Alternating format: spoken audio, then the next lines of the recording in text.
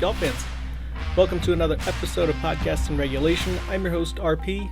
Today is Wednesday, January 29th. We have 3 tournaments to cover. We have the LPGA side with their kickoff of the Hilton Grand Vacations Tournament of Champions. We have the Bahrain Championship for the DP World Tour and the AT&T Pebble Beach Pro-Am. Once again, thanks for all the downloads, the comments.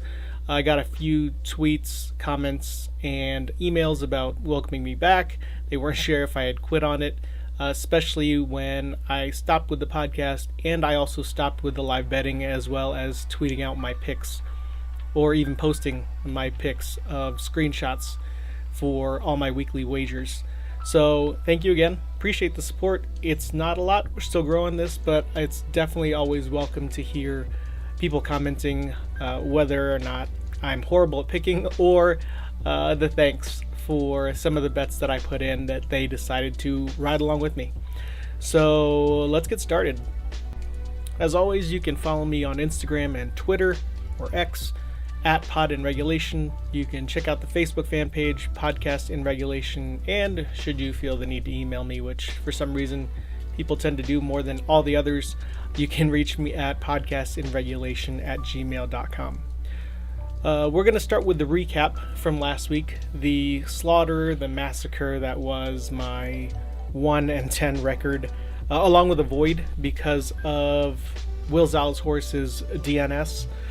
So with all the faves and fades, you honestly can flip it. You can go back and listen to what I had down. Half of my faves were good to go, and I really only got 2 fades correct. Aaron Rai, who didn't make the cut, and Ben Griffin, who also didn't make the cut. But overall, pretty unsuccessful, horrible first week. Not sure if I just was taking shots in the dark or kind of feeling my way, hoping that some of these early season tingles would pay off in the end, but they definitely did not. But funny as it is, even some of the favorites didn't look all that good in this tournament, so I don't feel all that bad, especially when I was looking at my one and done. As you know, I took Stephen Jaeger. He did not perform well. A lot of other big players didn't either, but it was just unfortunate that some of the fades that I had thrown in there for myself definitely would have worked out more so than my own pick. But like I said, that's neither here nor there. We're going to look at this. Yeah, I went 1-10 along with that void. On the table, I had $124.25. You subtract the $12.25 that was on Will Zalatoris, so you remove that. So the bets on the table total were $112. Got back $11.55, so a total loss of $100.45. So bring that to the bankroll. This week, it's $1,188.88. So let's take a look here. Top 40 that didn't work out for me. William Mao did make the cut, but he didn't make it into the top 40. He was at T66 at 8 over. So barely made the cut, and he kind of stayed towards the bottom there. Victor Perez did not make the cut, finished at 3 over, as well as Aaron Rai. Then my top 2 picks for the top 30 finishes, Will Zalatoris, void, did not start, as well as Alex Smalley, missed cut, 5 over. Then we had the top 20 bets. The one that I did hit was Beau Hossler. It was a plus 230 bet, but it was only at 350. So one of the smallest bets that I made, actually looking at that is the smallest bet I made, is the one that I hit on. He was tied for 15th at 1 under. Then Stephen Jaeger, that was a missed cut. That was my heaviest bet. And Kevin Yu also missed cut, 3 over. As for my faves that I put in the top 10 or better, we had Keegan Bradley. He did make the cut. He did place in the top 20, but didn't crack the top 10 for me. So at -1, he was T15. And then he had Tony Finau, who also missed the cut at 5 over. And a guy that had probably a lot of people picking him, not only the name, but from the end of last year to kind of the beginning of the first couple tournaments this year. You got Ludwig Oberg, who there were a lot of picks on that in my office pool. I thought about it, but I thought better, maybe a better time later on, and it's looking like it. He made the cut, looked great in day one, looked fairly decent in round two. If anything, it looked like he would kind of hang around for 3 and 4 and hopefully make a move on your standard moving day of Saturday and see how that played out. But he ends up finishing 3 over and tied for 42nd. So that was a rough one for him. It was a rough one for a lot of people who had taken him in any of those, along with DFS, because he was one of the highly coveted salaries that you can use in any of those tournaments. Now, sticking with the PGA, I'm not going to go very in-depth with the AT&T Pebble Beach Pro-Am. As I mentioned, we will focus on the DP World Tour side as well as the LPGA side because I will probably end up putting more money on there. I did finalize my DFS lineup for this week with FanDuel, so if you are using them, that's the salary that I went by to construct my team. So overall, I ended up with 0 salary left over. I used every single penny of it. My lineup consists of Colin Morikawa, Patrick Cantlay, Harry Hall, who was just added, I believe, last night or this morning. I was kind of keeping tabs on any trade outs, anyone who was going to drop out, and his name showed up. I wanted to play him last week, and if you had looked at some of the rosters or some of the field lists that they had put out, he was listed in some, but didn't start, but then that wasn't even listed as a did not start. So I'm not sure what happened there. I Googled it a couple times, tried to find out what went on there, but could have been just logistics of travel. But he is in this one, and he is in my lineup, as well as Keith Mitchell, Ricky Fowler, and Hideki Matsuyama to round that out. So a little bit of the mid-grades, kind of top-heavy, and really Harry Hall and Keith Mitchell were the 2 lower salaries, which helped me put together a pretty good lineup. I'm interested to see how Harry Hall ends up playing in this one. He was more than Keith Mitchell, so obviously not only do I think he ends up playing fairly well, or at least putting out a good showing, but everyone else who put out these salary-based ones are expecting the same. Now, that being said, I mentioned Patrick Cantlay. He is also going to be my one-and-done office pick this week. If you look at his results from the BMW all the way to the Amex, he has finished 13th, 17th, 15th, and 5th. And then you just strictly look at the stats for what he's done at the AT&T.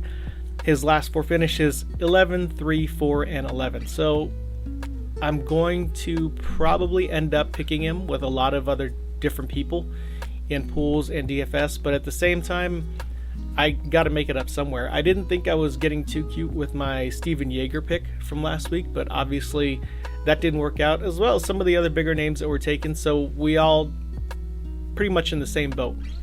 But I think Cantlay, this just suits him.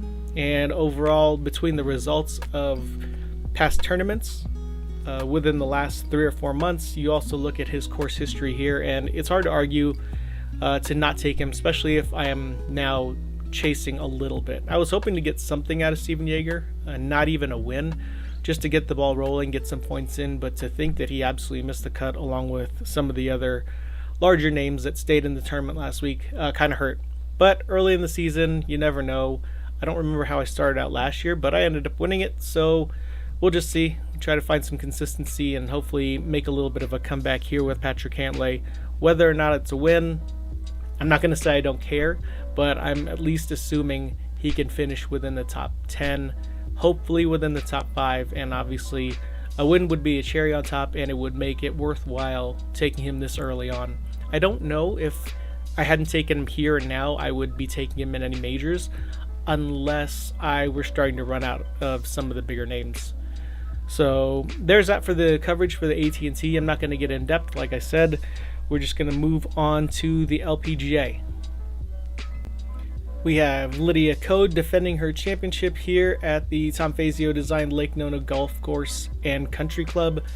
It's going to be a 72-hole tournament, no cut, and plays right around 6,500 yards.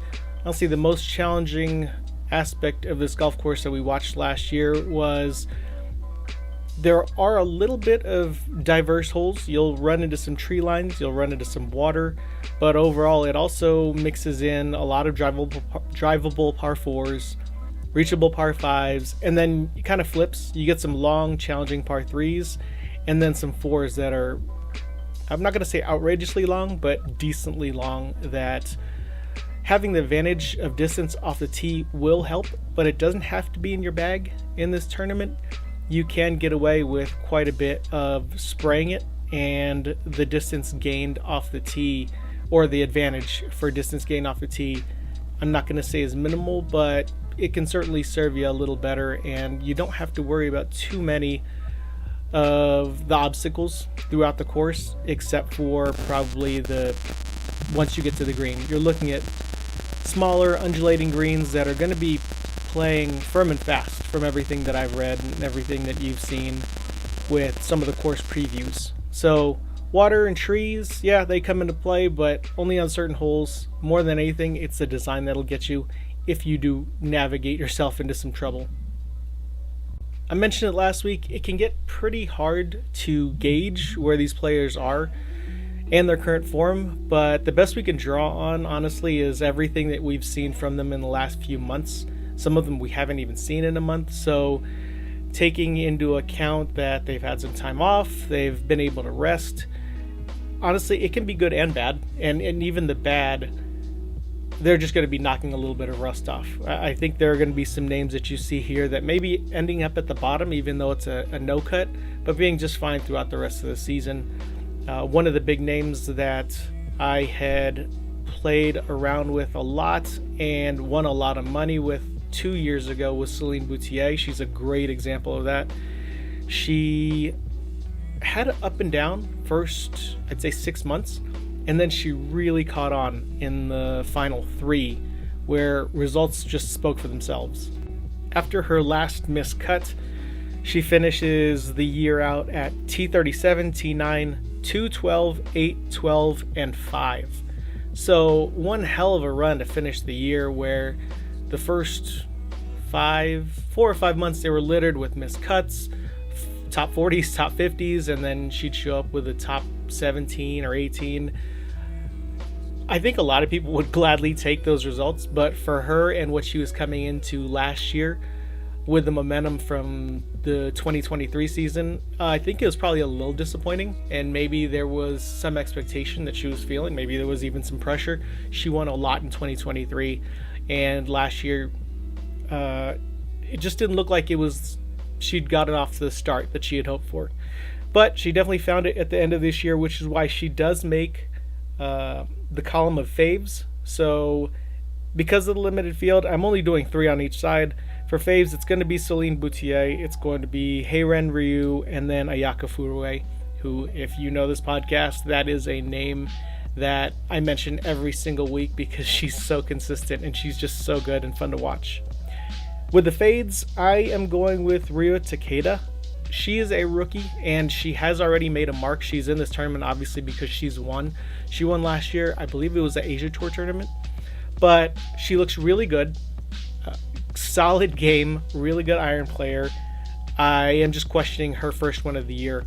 It's funny, I'm fading her here, but I believe she'll be in the faves in no time. I'd probably give it 2, maybe 3 more tournaments and she may start popping up in the top 20s, top 15s on occasion, especially for her maiden voyage here on the LPGA Tour. But I could be very wrong. If any indication of how I started the year with all the picks last week are going to play into this one, then you might as well load up on her for this week and the Hilton Grand. Another fade is Jin Young Ko and Yuka Sazo.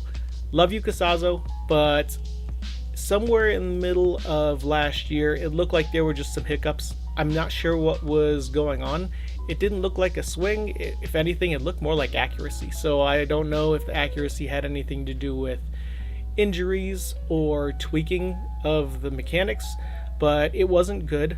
It wasn't horrible. She still played fairly well considering where she was finishing throughout the course of the season, but I'm wondering if she's figured it all out and can start off strong and on the right foot here. So more than anything, I'm just going to let her figure it out, see if things have worked themselves through. Whatever she was working on throughout the end of last season seemed to be working, but I'm gonna err on the side of caution and just take her probably more so on the way up rather than catching her early. There's no real big reason for me to take her now, with the odds being just as good as anyone else in the field, because I believe it is, how many players is this? 32, I believe. So yeah, that's going to be something that we'll watch throughout the course of the year, but cheering for her. I mean, she's, again, somebody that I'll always favor because she's won me money, but one tournament, not going to make or break her, I don't think, but it certainly will keep us from putting any money on her right now. And then the usual suspects, the other faves, it goes without saying. You have Nelly Korda, you have Lydia Ko, and Brooke Henderson. Brooke Henderson is the one, though. I'm staying away from the other two, not because I'm fading them. I just like the makeup of Brooke's game for this course. You could even tell me that she hates this course, but her game absolutely loves it. From 2022 till now, let's see, her finishes were 2, 1, and 3. So kind of self-explanatory with why I'm taking her and not even mentioning her in the faves, because that's a given. But that's the big reason why I will end up throwing money on her, maybe even twice. I've thought about 2 different bets with her, and not that they're locks, but I really like where they stand. And then kind of the reasoning for Heiran Ryu, you look at her last 23 starts, she has 13 top 10s. How can you not like that? And on top of everything, she's also just a consistent performer. You know where she's going to end up. Again, just like DP World Tour or PGA, if I could, I would bet on her top 20, top 25 all the time, if those odds and those bets were given to me on any of these sites. And mentioning Ayaka Furue, her last, she's had 11 top 10s last year. So there was nothing about her game that scares me off. More than anything, I'll just put more and more money on her and just let that snowball.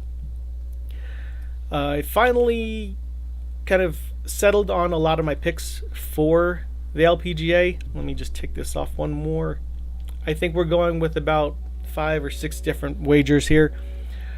I am going to go twice on Brooke Henderson with a top 5. That's a plus 80. And then I'm also going to take her to win. It's plus 1200. The Heiran Ryu pick is going to be a top 10. It's only minus 163, but if anything, I think that's a lock. And if you're going to fade me, that'd be the one if I get it wrong. And then I am taking Ayaka Furue at a first round leader, plus 1600. I'm taking her as a top 5 at plus 225. And I'm taking her in the 72-hole overall match versus Jin Young Ko, which is a minus 110. I really like Jin Young Ko. We'll see how she does in this first part of the season. I think that'll be a name that I'll end up mentioning quite a bit and gambling on throughout the season. But current form, at the very least, I'm going with Ayaka. And then we have one dark horse here with Cheyenne Knight. I wouldn't say it's a total sleeper, but I think I am taking her to crack the top 10 at plus 225. That is a gut feeling, so curious to see how that one plays out. And then as mentioned before, Celine Boutier, I'm taking her as a top 10 at minus 163, and I'm also as well taking her to win at plus 1200. That does it for the LPGA side. It is so early in the year, so it's other than looking at statistics from the previous season, there's not a whole lot you can go on other than the gut feeling and knowing how consistent some of these players are.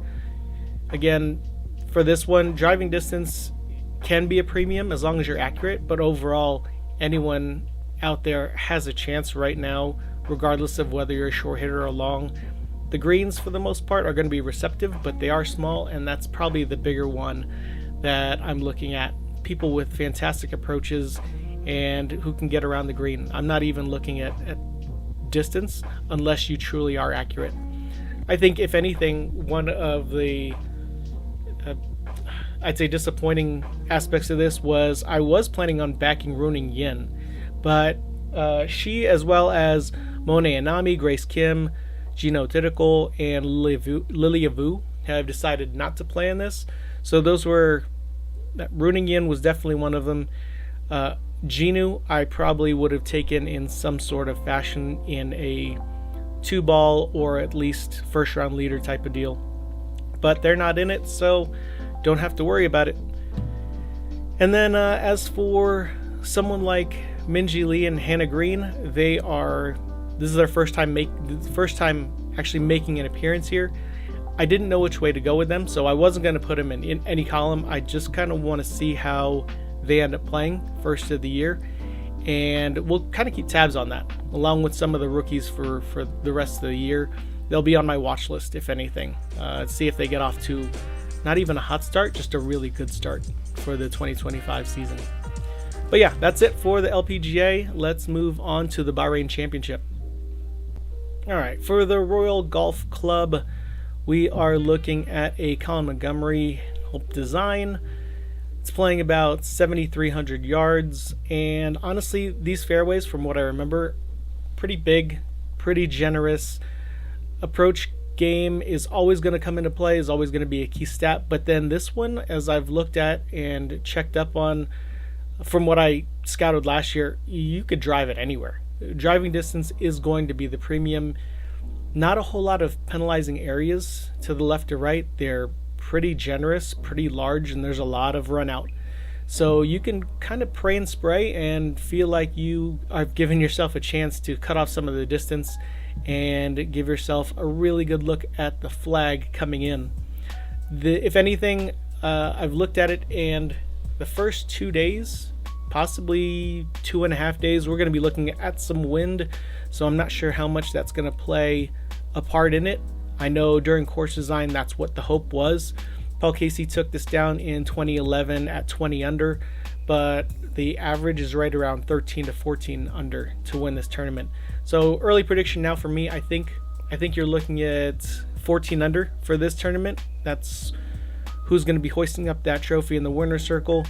But I think we'll see a few of the high scores for day one kind of come back down in day two, and you'll probably see 6 unders days 3 and 4 for a few of the groups that are left. But there isn't much to this golf course. There are bunkers guarding everything, so obviously when I say it isn't too penalizing when you're off the fairway. There are going to play a few holes where you do want to be in position A, just so that you don't have any of those in your way. They're not postage stamp, but they are a little smaller in some sections of this track, and more than anything, you'll be looking out for the water that comes into play for the last 3 or 4 holes.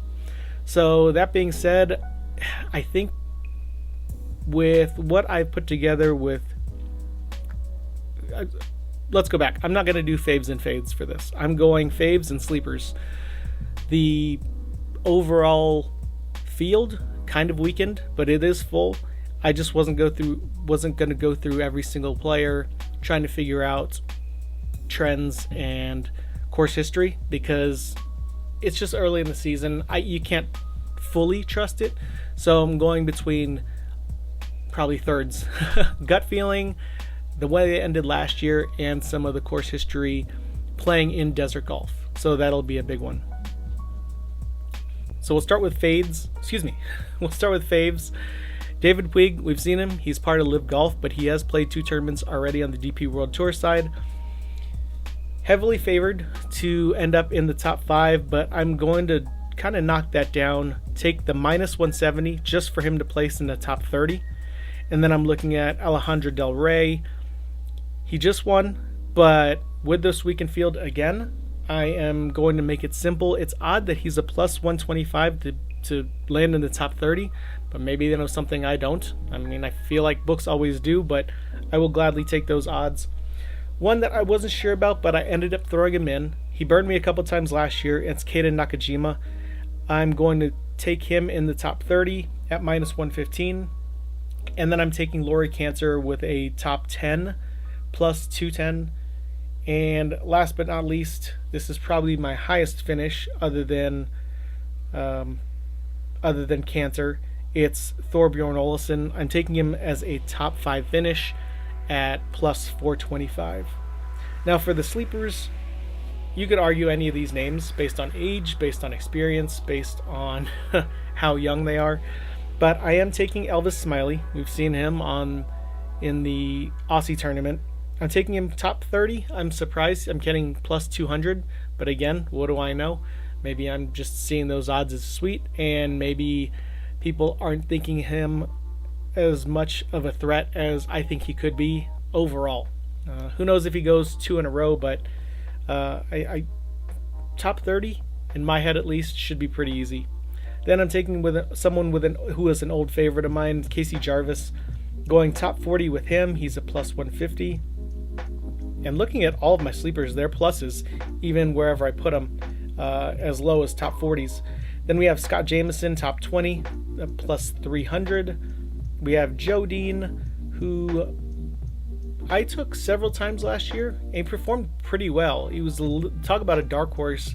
That's where I felt like I was getting the best odds on a couple of those for him. Here he's a top 40, where I'm taking him at plus 105, so not much there. I think that's somewhat expected, obviously, from other people, which is why it's set. And then I'm taking Jason Schreiber. I'm taking him as a top 10, and that's going to be a big one. It's a plus 650. So that'll do it for DP World Tour side. Honestly, we're pretty much chewed up a lot of the time with the LPGA, but the Bahrain, I'm invested. I'm going to watch as much of it as I can, probably more highlights than anything else. Time difference, I believe, is something like 12 hours, so I'll be able to catch some. But that'll do it for this episode, or at least the content of this episode. Let's go on the clock. So if you know me, you know the show, I watch all golf. I have gotten into a couple of conversations, discussions, nothing ever heated, as to which side I'm on. I'm not on any side. I'm on golf side. I'll watch it all. So that being said, you know that I watch Collegiate, Korn Ferry, LPGA. I'll watch Asia Tour if it's on. Obviously Champions, but Champions is not something that I bet on. And obviously Live Golf. I cannot for the life of me get into the TGL. I don't know what it is. Simulator's part of it, but the mics are a little off-putting to me. Same reason why I probably have never gotten into the match. I'll peep in, watch for about 3 or 4 holes, go do something, and then come back to it. But overall, it just hasn't caught my attention. I love the aspect of team, which is another reason why I do like the live format, incorporating team, like a lot of guys say who have gone, whether you want to take them for the word or not, whether it's their true motive behind it is money, totally fine. But there is something to be said about watching team golf. These guys have played it from younger ages and juniors to high school and college, where there is a team aspect. So I definitely love that part of it, but the TGL has yet to really hook me in. And trust me, I've watched 2 full, nights of it when it's been on, and it's just not entertaining to me at all. And it certainly hasn't felt like it's grown anything just to watch something like that. But who am I to say anything? Like I said, it's just not my thing, and I've tried to like it. So if anything, now you can probably put me on a side. Do I like TGL or dislike it? I dislike it. And we'll just end on that. Hopefully you guys like it. I know some people have been betting on it and doing pretty well. I can't even get into the betting side of it. It's just not my cup of tea. But I'll keep giving it a try, see where it goes, and maybe the betting part will get me more into it. So that may be the dipping my toe in the water and figuring that part out. But that's it for this week's episode. Guys, good luck this week. Hey, fade me or play with the same fades. Play with the same faves last week. I hope you cleaned up if you did end up fading me. But either way, have fun, enjoy. Again, I'm not a betting expert. This is just gut feeling, and that definitely proves it from last week. You want to get in touch with me? You can find the fan page on Facebook, Podcast in Regulation, Twitter, Instagram, Pod in Regulation, and if you, again, Want to email me? It's at podcastingregulation@gmail.com. Guys, I'm RP. We'll recap next week. Good luck. I'll see you then.